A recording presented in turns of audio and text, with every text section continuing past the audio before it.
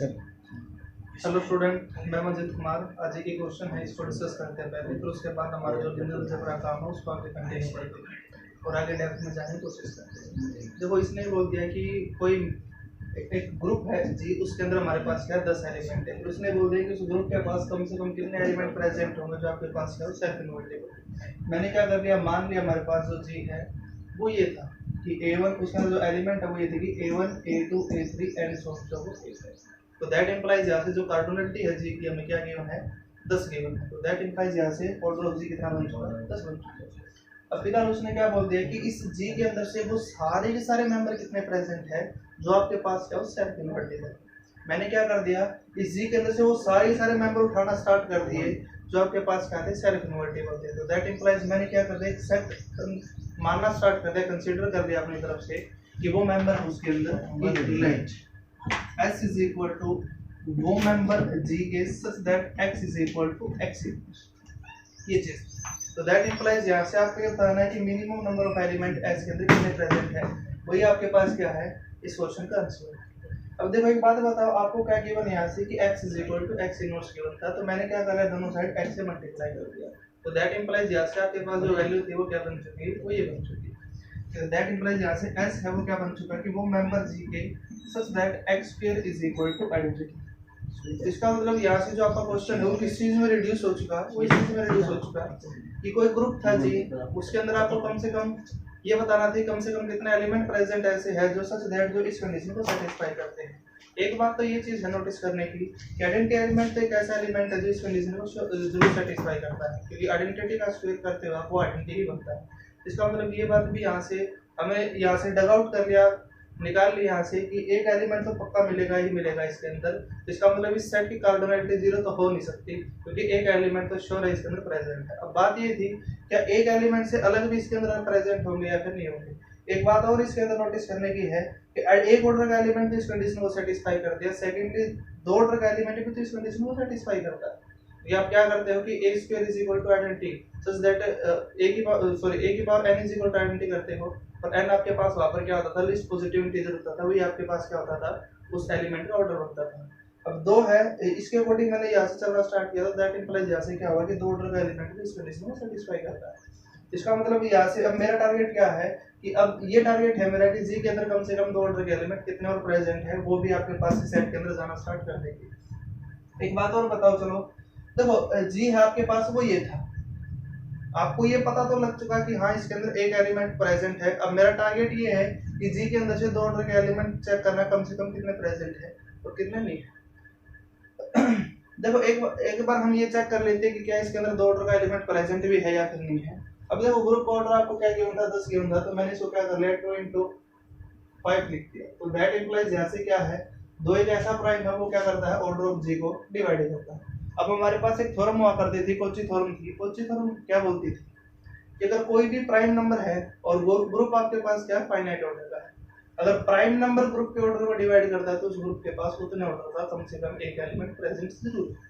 इसका मतलब ये बात भी श्योर है कि इसके अंदर कम से कम दो ऑर्डर का एलिमेंट प्रेजेंट है। तो इसका मतलब ये बात भी यहाँ से, इसका मतलब वो एलिमेंट इसके अंदर जरूर मिलेगा आपको।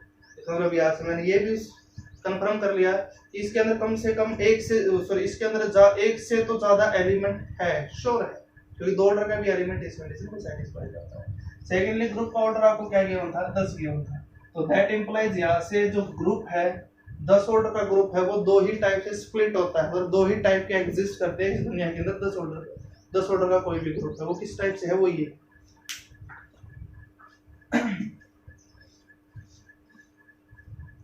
तो आपके पास जो जी है वो यहाँ से किसके आइसोमॉर्फिक बनना स्टार्ट होता है, दो ही पॉसिबिलिटी है इसकी, या तो Z10 के आइसोमॉर्फिक या फिर आपके पास क्या है वो D5 के आइसोमॉर्फिक। Z10 एक्चुअल में आपके पास क्या है वो ये है कि 0 1 2 3 up to so on so forth 9 addition modulo 10, और D5 आपके पास क्या है xi yj such that x square is equal to identity and y की power 5 is equal to identity and xy is equal to y inverse x। ये चीज हमें इन दोनों ग्रुप की प्रॉपर्टी का पता है कि जो आपके पास Z10 है it is a cyclic group and D5 it is a non element, और इसका पूर्ण रूप से हमें इसका बिहेवियर भी पता है किस टाइप के इसके अंदर एलिमेंट एग्जिस्ट करते हैं, किस टाइप के नहीं होते। देखो Z10 के अंदर दो ऑर्डर के कितने एलिमेंट है आपके पास, वो ये थे कि Z10 के अंदर दो ऑर्डर के एलिमेंट हमारे पास क्या है, phi 2 इज इक्वल टू 1।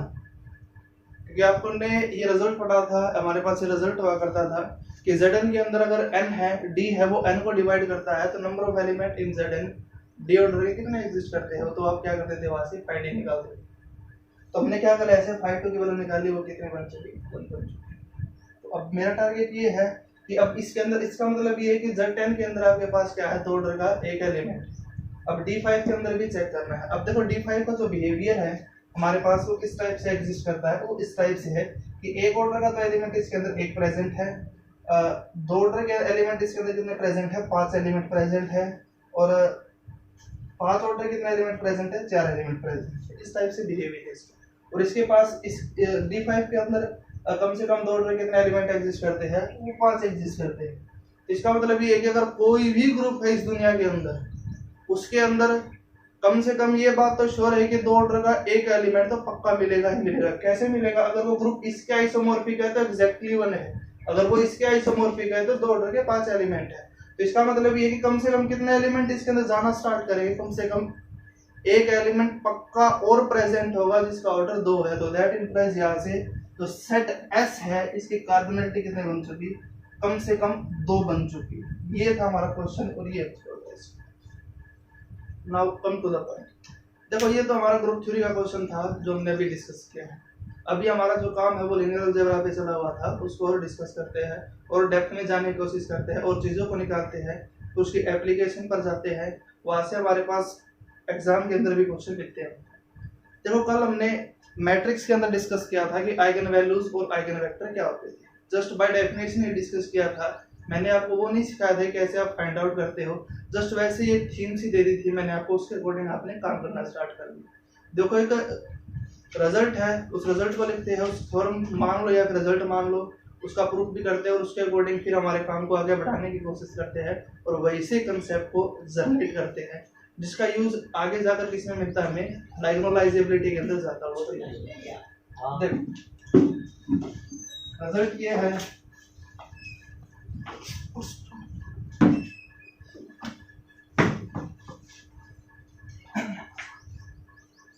ये है result.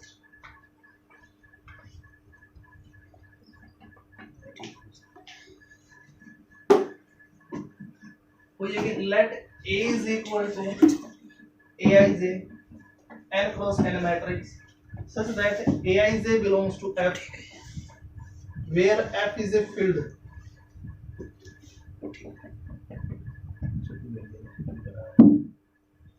and lambda belongs to F be the scalar,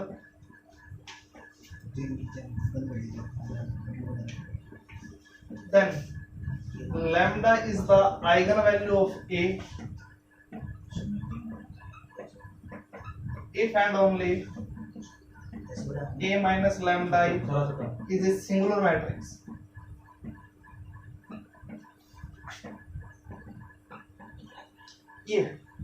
ये हमारे पास थ्योरम है, ये रिजल्ट है।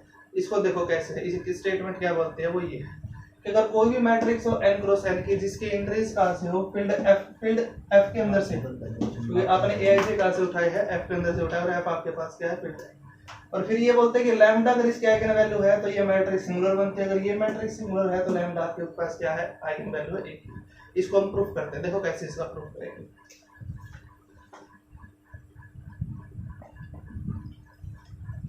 देखो आपको क्या गिवन थी कि जो मैट्रिक्स ए है, कमेंट देखो ठीक दिख रही है, हाँ ठीक है। देखो जो मैट्रिक्स ए है वो आपके पास क्या है, n क्रॉस n की है और एंट्रीज कहाँ से आपके पास, फील्ड f के अंदर से। फिर आपने ये बोल दिया कि जो लैम्डा है वो a की आइगन वैल्यू है, तो ये मैट्रिक्स आपके पास क्या है, सिंगुलर। अगर ये मैट्रिक्स सिंगुलर तो लैम्डा आपके पास क्या बनती है, a की आइगन वैल्यू बनती है। मैंने क्या कर लिया, फर्स्टली यहाँ से लेकर चल पड़ा कि a कोई भी मैट्रिक्स थी n क्रॉस n की थी और लैम्डा आपके पास क्या है, आइगन वैल्यू है a की। मैंने क्या कर लिया, ये मान लेट अस सपोज कि lambda is the eigen value of a।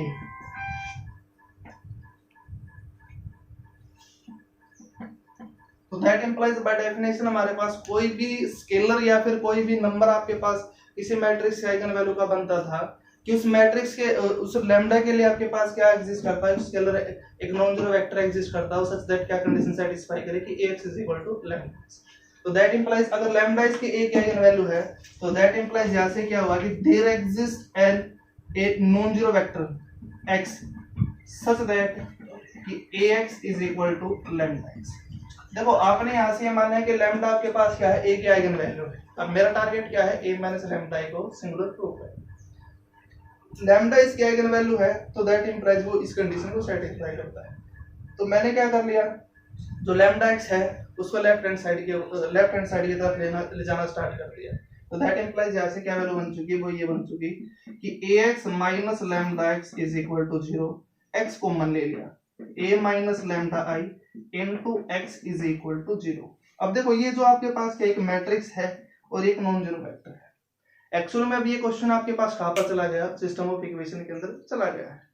System of equation के अंदर कैसे गया ये क्वेश्चन, देखो ये आपके पास क्या एक मैट्रिक्स है a into x is equal to, आप वहां पर क्या करते थे कि आप ऐसे ही तो लिखते थे कि होमोजेनियस सिस्टम ऑफ इक्वेशन आपने डिस्कस किया था कि ax is equal to 0, this one is the homogeneous system of equation.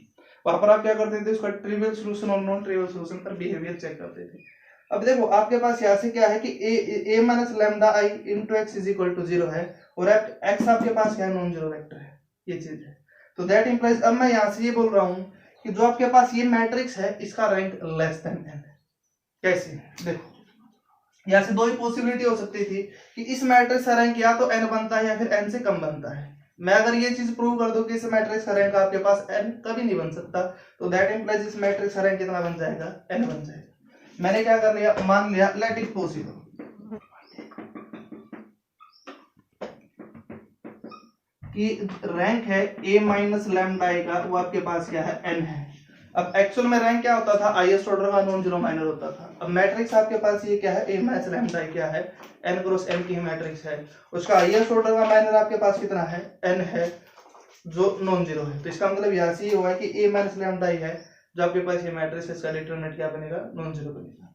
तो दैट इंप्लाइज यहाँ से a माइनस लैम्डा i का determinant is not equal to 0। तो दैट इंप्लाइज यहाँ से क्या हो चुका कि जो मैट्रिक्स a थी वो आपके पास क्या बन चुकी, इन्वर्टिबल बन चुकी, सॉरी जो यहाँ से आपके पास क्या बन चुकी, a माइनस लैम्डा i जो मैट्रिक्स थी वो आपके पास क्या बन चुकी, इन्वर्टिबल बन चुकी।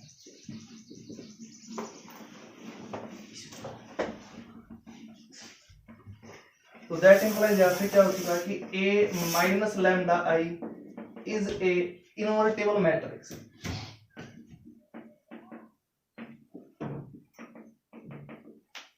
देखो आपने यहाँ पर ये किया था कि a minus lambda i into x is equal to 0, मैंने इसको क्या कर लिया, फर्स्ट मान लिया, इक्वेशन नंबर फर्स्ट से नाम दे दिया इसको। आपको अभी यहाँ से क्या कंक्लूजन मिला है कि ये मैट्रिक्स आपके पास क्या है, इन्वर्टिबल है। तो दैट इंप्लाइज मैंने क्या कर दिया, दोनों साइड इसी मैट्रिक्स का इनवर्स से मल्टीप्लाई कर दिया। तो यहाँ से क्या बना, from first that implies a minus lambda i inverse into a minus lambda i into x is equal to a minus lambda i का इनवर्स इंटू 0। तो दैट इंप्लाइज यहाँ से x is equal to 0 which is not possible. क्यों नहीं possible, क्योंकि x आपके पास क्या था, नॉन जीरो वेक्टर था। तो इसका मतलब यहाँ से ये हो चुका कि जो आपके पास ये मैट्रिक्स है a माइनस लैम्डा i, इसका जो रैंक है वो n नहीं हो सकता। तो इसका मतलब यहाँ से a माइनस लैम्डा i का जो रैंक है वो क्या बनेगा, लेस देन n बनेगा।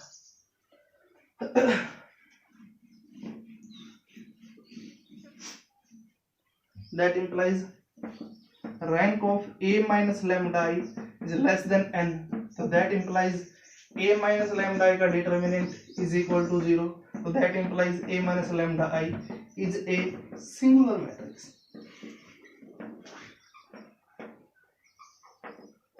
ये चीज थी। देखो आपने यहां से ये प्रूव कर दिया कि अगर कोई मैट्रिक्स है मेरे पास n क्रॉस n की है, अगर लैम्डा आइगन वैल्यू है a की, तो ये मैट्रिक्स आपके पास सिंगुलर है। अब कन्वर्सली स्टार्ट कर दिया मैंने इसका प्रूफ करना। अब मैंने क्या कर लिया, मान लिया कि जो आपके पास ये मैट्रिक्स है वो क्या आपके पास सिंगुलर है। अब मेरा टारगेट ये है कि लैम्डा को क्या प्रूव करना है, आइगन वैल्यू शो करना है a की कन्वर्सली।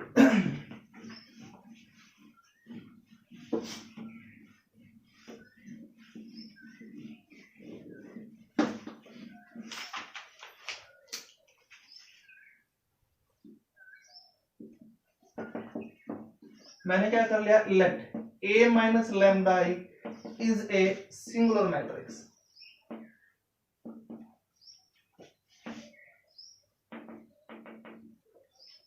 अब मेरा टारगेट ये है कि लैम्डा को शो करना है ए की आइगन वैल्यू।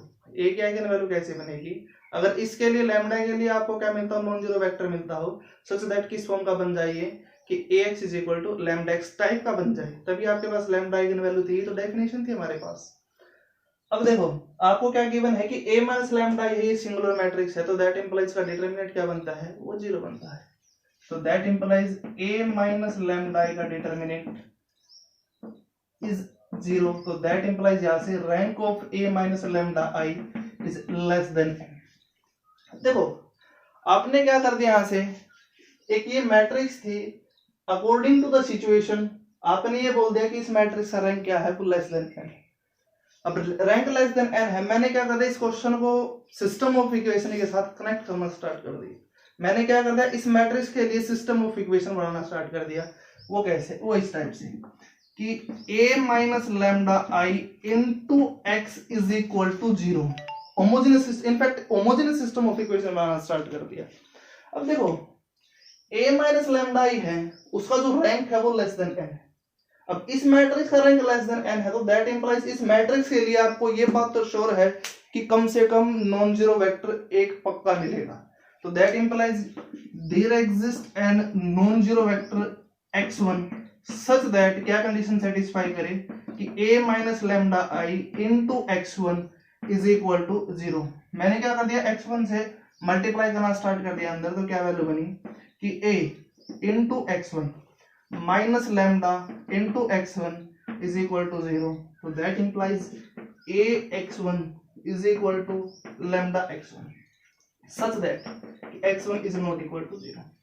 अब एक बात बताओ आप कि a माइनस लैम्डा अगर सिंगुलर मैट्रिक्स है, तो दैट इंप्लाइज लैम्डा आपके पास आइगन वैल्यू प्रूव करनी थी a की। कैसे, आपने क्या कर दिया, यहां से प्रूव, आइगन वैल्यू तो तभी प्रूव होती कि लैम्डा के लिए आपको नॉन जीरो वेक्टर मिलता सच दैट जो मैट्रिक्स A है वो किस फॉर्म की बनती कि ax is equal to lambda x type की बनती। अब देखो A मैट्रिक्स थी n क्रॉस n की थी, आपने प्रूव तो कर दी ये चीज कि A के लिए नॉन जीरो, लैम्डा के लिए नॉन जीरो वेक्टर ऐसा मिल चुका सच दैट जो A मैट्रिक्स है उसको आपने इस फॉर्म का बना दिया, मतलब मल्टीप्लाई करने के बाद सम कॉमन लेने के बाद ये बनता है। तो दैट इंप्लाइज यहां से क्या प्रूव हो चुका कि lambda is the eigen value of A। ये चीज देखो स्टूडेंट, आपको अभी फिलहाल ये लग रहा होगा कि ये जस्ट थोड़ा मैंने वैसे ही बता दिया आपको, हालांकि हमारा क्या पता क्वेश्चन के अंदर इसको कैसे यूज करना है कैसे नहीं करना है। देखो ये क्वेश्चन है आपके पास, ये थ्योरम है, it is so important according to your exam. Secondly अब देखो इसको अप्लाई कैसे कर सकते हैं क्वेश्चन के अंदर। देखो कई बार ये होता है कि आपको बड़े ऑर्डर की जब कभी भी मैट्रिक्स दे देता है उसके अकॉर्डिंग आपको ये चीज फाइंड आउट करना है कि उसके आइगन वैल्यू कैसे निकलते हैं। जैसे कि फॉर एग्जांपल मैंने क्या कर दिया, आपको 10 क्रॉस 10 की मैट्रिक्स दी थी, फिर मैंने 4 ऑप्शन बना दिए, 5 ऑप्शन बना दिया, फिर जितने मेरी मर्जी थी मैंने ये बोल दिया कि इस मैट्रिक्स के इनमें से कौन सा नंबर आइगन वैल्यू बनता है। अब ये तो पॉसिबल नहीं है कि आप उसको थ्रू आउट प्रोसीजर आप उसको फाइंड आउट करो कि उसके सारे के सारे आइगन वैल्यू निकालने स्टार्ट कर दो, जो चीज पूछी है वो आप आंसर बनाओ। फिर 10 ऑर्डर के लिए आपके पास क्या बनते हैं, 10 ऑर्डर की इक्वेशन बनेगी, फिर आगे जब हम डिस्कस करेंगे 10 ऑर्डर की इक्वेशन बनेगी, उसके रूट फाइंड आउट करना पड़ेगा, तब जाके आपका आंसर आता है। अब क्वेश्चन क्या है, क्वेश्चन तो ये है कि 10 ऑर्डर के मैट्रिक्स के नीचे ऑप्शन है, आपको ये पता है कि ऑप्शन में ही इसका आंसर है। तो मैंने क्या कर दिया, ऑप्शन उठाना स्टार्ट कर दिया, फर्स्ट ऑप्शन के अकॉर्डिंग चलना स्टार्ट कर दिया। फर्स्ट ऑप्शन उस मैट्रिक्स के आइगन वैल्यू कब बनता, वो तभी बनता अगर a माइनस लैम्डा क्या बन जाए, सिंगुलर बन जाए बाय दिस थ्योरम। तो मैंने क्या, देखो जो फर्स्ट ऑप्शन देगा आपको, जो भी नंबर देगा आप क्या कर दो, उस मैट्रिक्स के अंदर से डायगोनल पोजीशन में से उस नंबर को सब्ट्रैक्ट कर दो और उस मैट्रिक्स को चेक करना स्टार्ट कर दो, उसका रैंक आपके पास क्या बनता है, लेस देन 10 बनेगा या फिर नहीं बनेगा। अगर लेस देन 10 बनता है तो आइगन वैल्यू श्योर है, अगर नहीं बनता तो नहीं है। थ्रू आउट इसी टाइप से हम ऑप्शन को जज करना स्टार्ट कर दो। जैसे कि अभी एक क्वेश्चन देता हूं मैं आपको,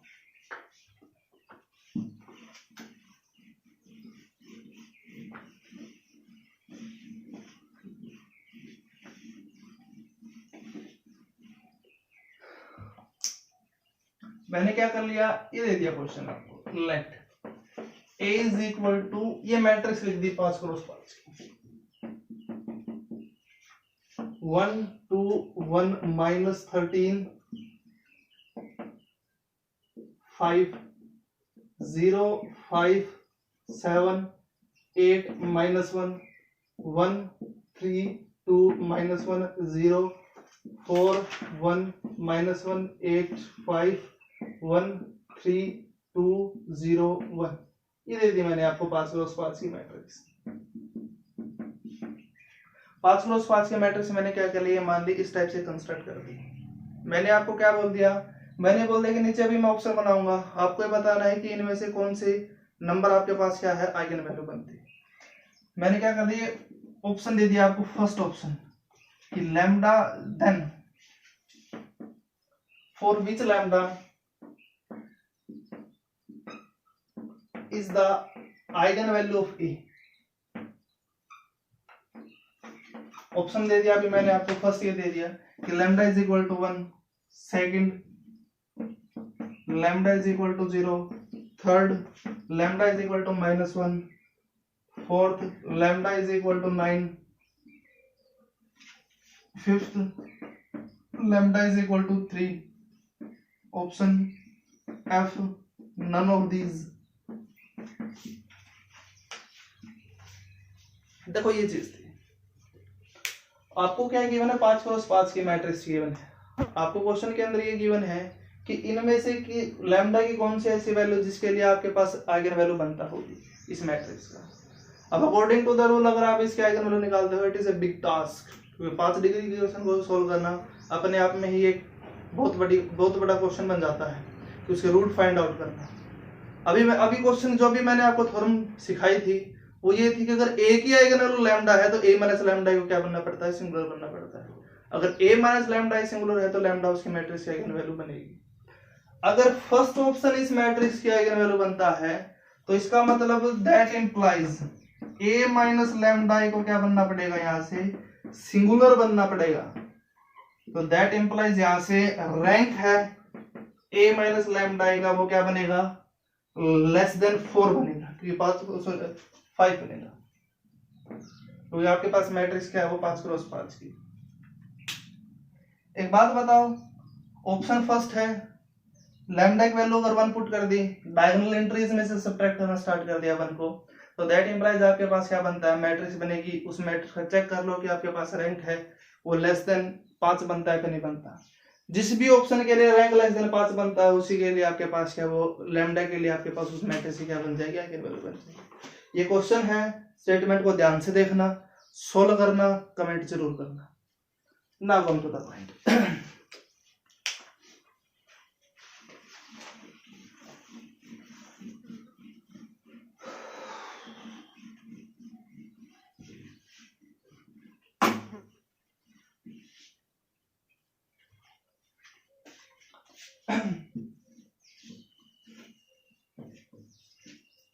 देखो स्टूडेंट, अभी हमने क्या डिस्कस किया था कि अगर ए कोई भी मैट्रिक्स है n क्रॉस n की, अगर लैम्डा उसकी आइगन वैल्यू है तो ए माइनस लैम्डा को क्या बनना पड़ता है, सिंगुलर बनना पड़ता है। उसी चीज के लिए अभी काम को हम क्या करते हैं, आगे कंटिन्यू करना स्टार्ट करते हैं और डेप्थ में जाने की कोशिश करते हैं कि क्या चीज बनेगी आगे, क्या नहीं बनेगी फर्दर। देखो अभी तक तो जस्ट जो हमारा प्रीवियस लेक्चर था उसके अंदर हमने क्या किया था, जस्ट यही चीज चेक किया था कि हम क्या करते थे कि आइगन वैल्यू को क्या करते थे, अभी तक चेक करते थे कि ये बनता है या फिर नहीं बनता, या फिर आइगन वेक्टर दे देता था वो चेक करते थे कि ये बनेगा या फिर नहीं बनेगा।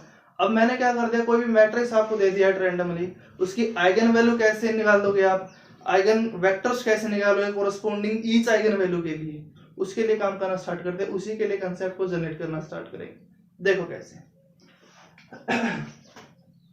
देखो अभी जो थ्योरम थी वो ये थी कि कोई भी मैट्रिक्स अगर आपके पास मान लिया n क्रॉस n की कोई भी मैट्रिक्स, अभी आपने बोला कि अगर लैम्डा बिलोंग्स टू f है और f आपके पास फील्ड है, f अगर आपके पास फील्ड है, अगर लैम्डा a की आइगन वैल्यू बनता है तो that implies a minus lambda है, इसको क्या बनना पड़ेगा, सिंगुलर बनना पड़ेगा। सिंगुलर है तो आपके पास क्या बनती है, लैम्डा a की आइगन वैल्यू बनेगी। देखो लैम्डा अगर a की आइगन वैल्यू है तो दैट इंप्लाइज इस कंडीशन को पक्का सेटिस्फाई होना है, तो दैट इंप्लाइज का डिटरमिनेंट क्या बनेगा, 0 बनेगा। तो इसका मतलब अगर मैं ये कर लूं, कोई जनरल आर्बिट्ररी लैम्डा मान लिया, ए माइनस लैम्डा ही निकाल ली मैट्रिक्स, उसका डिटरमिनेंट को 0 से इक्वेट कर दिया और वहां से लैम्डा की वैल्यू निकालनी स्टार्ट कर दी, वही तो आपके पास एक आइगन वैल्यू बनेगी।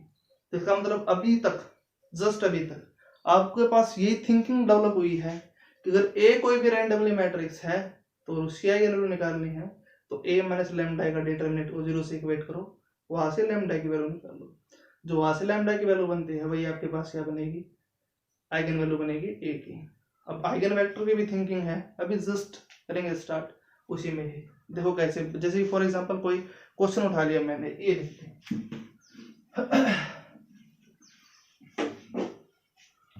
जैसे कि फॉर एग्जांपल मान लो ये मैट्रिक्स है, let A is equal to 1 1 0 1 1 0 0 0 0।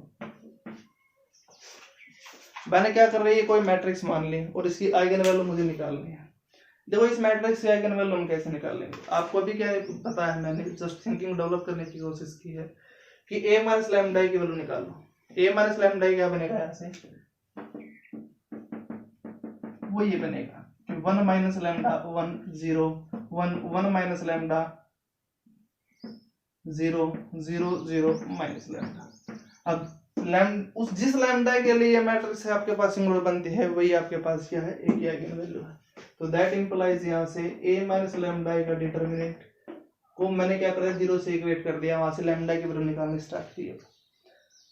देखो a माइनस लैम्डा का डिटरमिनेंट है, उसको 0 से इक्वेट करना है। अगर वो भी आपके पास +2 क्लास के अंदर आप करते थे, कैसे डिटरमिनेंट निकालते हो किसी मैट्रिक्स का, किसी स्क्वायर मैट्रिक्स का, वो आप जस्ट लोअर क्लासेस के अंदर कर चुके हैं।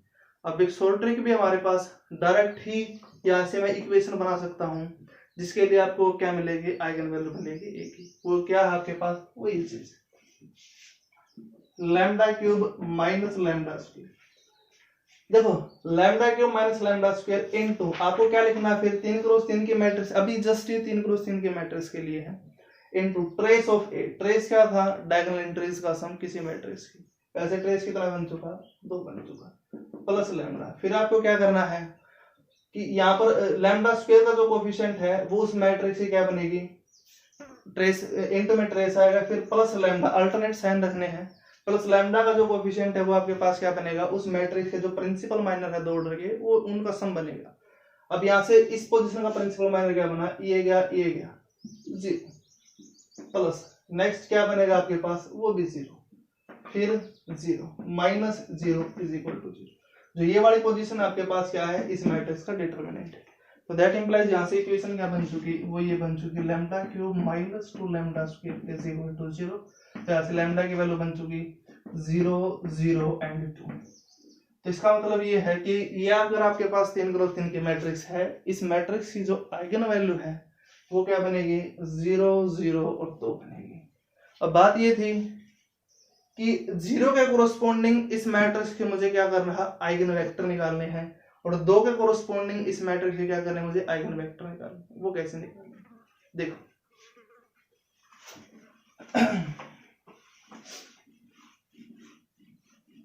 जस्ट थ्रो जो मैट्रिक्स है, अभी इस क्वेश्चन के अंदर जो हम डिस्कस करेंगे, कोई भी आर्बिट्रेरी मैट्रिक्स अगर आपको दे दी जाए, सेम एज इट इज, ये रूल को फॉलो करो, डेफिनेशन अप्लाई करो, आगे चलना स्टार्ट कर दो, हर क्वेश्चन को ऐसे ही सोल्व कर दोगे आप, जस्ट कोई ऐसी दिक्कत प्रॉब्लम वाली बात नहीं होगी। देखो आपने क्या प्रूव किया था कि lambda is equal to 0 0 and 2 इस मैट्रिक्स की क्या बनती है, आइगन वैल्यू बनती है। अब मेरा टारगेट ये है कि लैम्डा इज इक्वल टू 0 के कोरोस्पोंडिंग इस मैट्रिक्स के आइगन वेक्टर निकालने हैं। मैंने क्या कर लिया, for lambda is equal to 0 और for lambda is equal to 0 x इस मैट्रिक्स का क्या है, आइगन वेक्टर बनता है। तो दैट इंप्लाइज ये किस फॉर्म का बनेगा कि a x is equal to lambda x, इसको इस तरफ ले आए, a minus lambda i into x is equal to 0। अब एक्चुअल मायने में मेरा क्या टारगेट है, इस x की वैल्यू को फाइंड आउट करना है, इस x की वैल्यू को फाइंड आउट करना है, एक्चुअल में मेरा ये टारगेट है।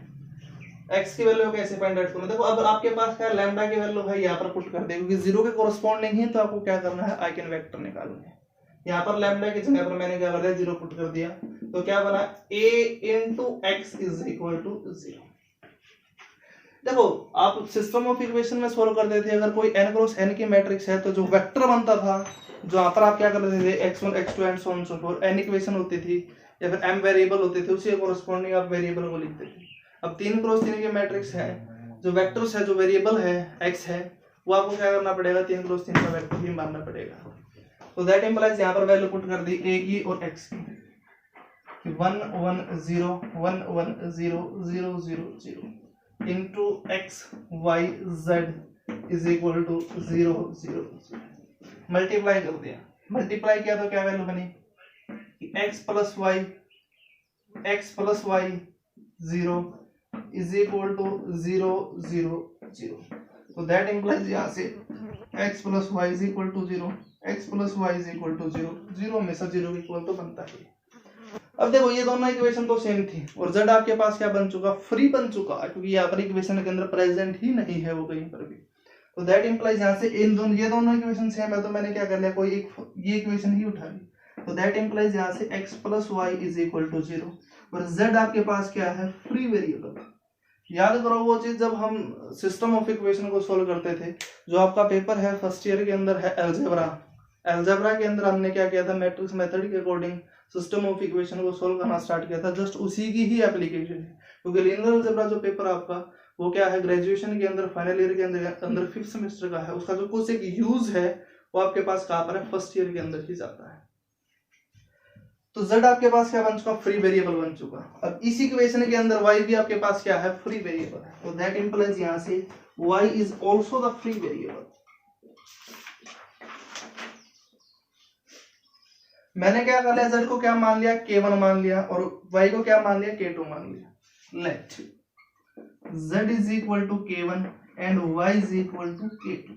y की वैल्यू अगर आपके पास k2 है तो दैट इंप्लाइज यहाँ से x की वैल्यू क्या बन चुकी है, माइनस k2।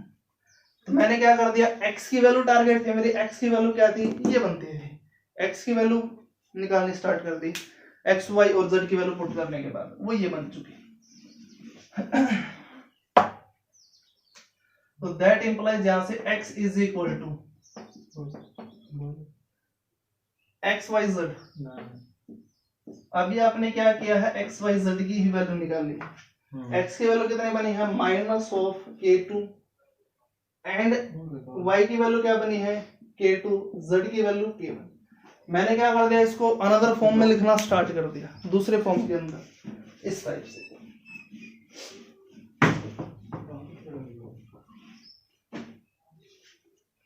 दूसरे फॉर्म में लिखना स्टार्ट कर दिया इस फॉर्म से।